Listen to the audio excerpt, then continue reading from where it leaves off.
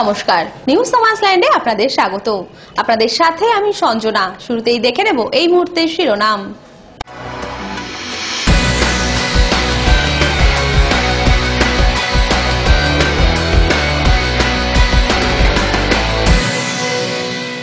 মন্ত্রীর কনভয়ে থাকা গাড়ির ধাক্কায় জখম সপ্তম শ্রেণীর পড়ুয়া।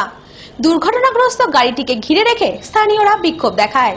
পরে অশোকনগর থানার পুলিশ উদ্ধার করে গাড়িটি ও তার চালককে। পশ্চিমবঙ্গ সরকারের কৃষিমন্ত্রী পূর্ণেন্দু বসুর কনভয়ে থাকা জেলার কর্মাধ্যক্ষর গাড়ির ধাক্কায় আহত স্কুল পড়ুয়া। গুমা নিবেদিতা পল্লীতে কৃষিমন্ত্রীর কনভয়ে থাকা জেলার কর্মাধ্যক্ষ সিরাজুল ইসলামের গাড়ির ধাক্কায় গুরুতর জখম বছর 12 প্রসেনজিৎ পাল। স্থানীয় সূত্রে জানা গেছে, কৃষিমন্ত্রী পূর্ণেন্দু বসু সরকারি অনুষ্ঠানে যোগ দিতে অশোকনগর বেড়াবেড়ি পঞ্চায়েতের কৃষি সমবায় সমিতির অনুষ্ঠানে আসেন। কৃষি সরঞ্জাম প্রদান অনুষ্ঠানে যোগ দেন এবং ফিরে যাবার পথে গুমা স্টেশন রোডে নিবেদিতা পল্লীর কাছে ঘটে এই দুর্ঘটনা। জানা গেছে, প্রভাস পালের ছেলে প্রসেনজিৎ পাল রাস্তা দিয়ে সাইকেল নিয়ে বাড়ি যাবার পথ ধরেছিল। মন্ত্রীর পেছনে থাকা কর্মাধ্যক্ষের গাড়ি নিয়ন্ত্রণ হারিয়ে পেছন থেকেই ধাক্কা দেয় ছাত্রটিকে। কনভয় পাশের পাঁচিলে গিয়ে ধাক্কা মারে। তারপর গাড়ি থেকে কর্মাধ্যক্ষ সিরাজুল ইসলাম ও বাকিরা নেমে পেছনের কনভয়ে করে চলে যান, গাড়ি ও চালককে ফেলে রেখে। প্রসেনজিতের চিৎকার শুনে ছুটে আসেন আশেপাশের গ্রামবাসীরা। গুরুতর জখম অবস্থায় আহত ছাত্রকে বারাসাত স্টেট জেনারেল হাসপাতালে ভর্তি করা হয়। ঘটনাস্থলে গ্রামবাসীরা গাড়ির চালককে ঘিরে বিক্ষোভ দেখাতে শুরু করেন। খবর পেয়ে অশোকনগর থানার পুলিশ গিয়ে গাড়ি ও চালককে উদ্ধার করে। একদম বারান্দা ফান্দা সব ভেঙে, 4টে পিলার ছিল ভেঙে গেছে। তারপরে শুনলাম যে আমার বাড়ির পিছন দিকে প্রভাস পালের একটা ছেলে, সে গুরুতর আহত হয়েছে, হসপিটালে ভর্তি। তারপরে আমি এখন ড্যামারেজ দাবি করেছি। কর্মদক্ষ নাকি ছিল, জেলা সভাধিপতি নেমে এসেছিলেন দেখতে। গাড়ি ড্রাইভার আহত হয়েছে, খুব একটা বেশি লাগেনি। টিটপ বিশ্বাসের রিপোর্ট, নিউজ নোম্যান্সল্যান্ড, অশোকনগর। বনগাঁর নাট্যচর্চা কেন্দ্রের নাট্য কর্মশালা আয়োজিত হল বনগাঁ চাপাবেড়ের পথের পাঁচালীতে। নাট্যকর্মীদের উদ্দেশ্য পরের প্রজন্মকে নাটকে আগ্রহী করে তোলা। বনগাঁর নাট্যচর্চা কেন্দ্র নাট্য কর্মশালা। এই কর্মশালা আয়োজিত হয় বনগাঁ চাপাবেড়ের পথের পাঁচালীতে। কর্মশালার এক নাট্যকর্মী পুলক পাল বলেন, বনগাঁ মফস্বল এলাকায় সেরকম কোনো নাট্যশালা নেই, ফলে দিন দিন নাটকটা সবাই ভুলে যাচ্ছে। আমরা চাই আমাদের পরের প্রজন্ম নাটকটাকে যেন না ভুলে যায়, তাই আমাদের এই নাট্য কর্মশালা। তিনি একথাও বলেন, আমরা বেতন নিয়ে নাটক শেখাই না, আমরা চাই নাটকটা যেন কোনোদিনই মুছে না যায়। তিনি আরো বলেন, বাচ্চাদেরকে নাটক শেখানোর জন্য বা শেখার জন্য তাদের অভিভাবকদের আগ্রহী করে তোলা। এখানে যেসব বাচ্চারা নাটক শেখে তাদের কারোর বাবা ইটভাটায় কাজ করেন, আবার কারোর বাবা রাজমিস্ত্রি বা দিন মজুরের কাজ করেন। তাই আমরা এই নাট্য কর্মশালা সম্পূর্ণ নিজেদের খরচেই চালাই।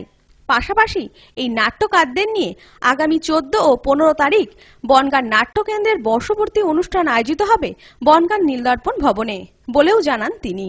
মূলত আমাদের এই নাট্য কর্মশালার একটাই উদ্দেশ্য, সেটা হচ্ছে যে আমরা এই ছোটদের, মফস্বল শহর বনগাঁতে তো আমরা থাকি, আমরা মফস্বলেরই ছেলে মেয়েদেরকে তৈরি করতে চাই এবং এই নাট্যোৎসব করার সময় আমরা এরকম প্রতি বছরই প্রায় নাট্য কর্মশালা একটা করি ছোটদেরকে তৈরি করার জন্য। আগামী প্রজন্ম, আমাদের তো বয়স হয়ে যাচ্ছে, নতুন প্রজন্ম এমনিতেই আমাদের শুনি যে বনগাঁতে নাট্য আন্দোলন নেই, কিন্তু তা নয়। আমরা চুপি চুপি আমাদের নিজেদের অজান্তেই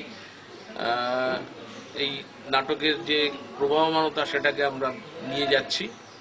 ছোটদেরকে যত বেশি করে আরো তার অভিভাবকরা নাটক সম্পর্কে নিজেরা যত উৎসাহী হবেন, আশা করি তারা ততটাই উৎসাহী হয়ে এরপরে আগামী দিনে বাচ্চাদেরকে আরো বেশি বেশি করে পাঠাবেন। আমরা আমাদের নিজেদের সমস্ত এই যে কর্মশালার যাবতীয় কিছু খরচ যা কিছু সবই আমরা নিজেরাই বহন করি।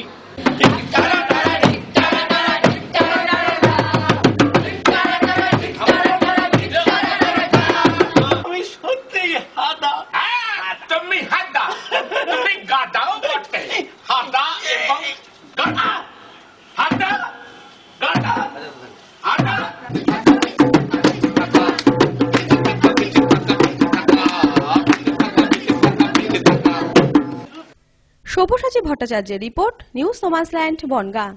সোশ্যাল মিডিয়ায় বন্ধুত্ব পাতিয়ে 10ম শ্রেণীর ছাত্রীকে ধর্ষণের অভিযোগ উঠল 2 ছাত্রের বিরুদ্ধে। অভিযুক্তদের গ্রেপ্তার করেছে বিধাননগর থানার পুলিশ। সোশ্যাল মিডিয়ায় বন্ধুত্ব পাতিয়ে ছাত্রীকে ধর্ষণের অভিযোগ উঠল দুই ছাত্রের বিরুদ্ধে। ধর্ষিতার অভিযোগের ভিত্তিতে গ্রেপ্তার করা হয় দুই অভিযুক্তকে। সোশ্যাল মিডিয়ায় ওই দশম শ্রেণীর ছাত্রীর সঙ্গে পরিচয় হয় জগদ্দলের যুবক আশুতোষের। ছাত্রীর অভিযোগ, গত 30শে নভেম্বর অভিযুক্ত আশুতোষ ছাত্রীকে জগদ্দলে ডাকে। তার ডাকে সাড়া দিয়ে ছাত্রী সেখানে যায়। অভিযোগ, সেখানে গেলে জোর করে গাড়িতে তুলে নিয়ে যায় অভিযুক্ত। তারপর আশুতোষ ও তার বন্ধু শিবম দুজনে মিলে ছাত্রীকে ধর্ষণ করে বলে অভিযোগ। গত 1 ডিসেম্বর বিধাননগর উত্তর থানায় দুই যুবকের বিরুদ্ধে অভিযোগ দায়ের করেন ওই ছাত্রী। ছাত্রীর অভিযোগের ভিত্তিতে শনিবার জগদ্দল থেকে আশুতোষ ও শিবমকে গ্রেপ্তার করে বিধাননগর উত্তর থানার পুলিশ। রবিবার ধৃতদের বারাসাত আদালতে তোলা হলে বিচারক তাদের পুলিশি হেফাজতের নির্দেশ দেন। যেটা হচ্ছে সেটা হওয়া উচিত না। একটা মেয়েদের তো একটুখানি সেফটি দরকার। হ্যাঁ, এরকম হলে তো মেয়েরা মানে সেফলি বাইরে বেরোতে পারবে না, এটা তো অনুচিত। তো এর জন্য একটুখানি পুলিশ ডিপার্টমেন্টকে অ্যাটেনশন নেওয়া উচিত। কালকেই ঘটনা, এটা তো মেয়েটা খুব সাহসী বলতে হবে। মেয়েটা নিজে সাহস করে যে ফোন করে নিজে বাবাকে ডেকেছে, এটা একটা মেয়েটাকেই সাহসী বলতে হবে।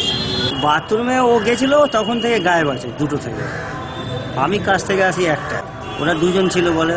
সেই ছেলেটার ওলা গাড়ি আমি খুঁজে বার করেছি, ওই বাড়ি বের করেছি আমি খুঁজে। ব্যুরো রিপোর্ট, নিউজ নোম্যান্সল্যান্ড, জগদ্দল। রবিবার ভোররাতে বসিরহাট থানার পুলিশ অভিযান চালিয়ে বসিরহাট ময়লাখোলা এলাকা থেকে গ্রেপ্তার করল দুই দুষ্কৃতীকে। ধৃতদের কাছ থেকে উদ্ধার হয় আগ্নেয়াস্ত্র। আজ ভোররাতে গোপন সূত্রে খবর পেয়ে বসিরহাট ময়লাখোলা এলাকায় একটি পরিত্যক্ত বাড়িতে অভিযান চালায় বসিরহাট থানার পুলিশ। আটক করে মারুক মোল্লা গাজী ও দাউদ গাজী নামে দুই দুষ্কৃতীকে। উদ্ধার হয় একটি গুলি ভর্তি রিভলভার ও 2টি ভোজালি। এই দুই অভিযুক্তকে পুলিশ অনেকদিন ধরে খুঁজছিল।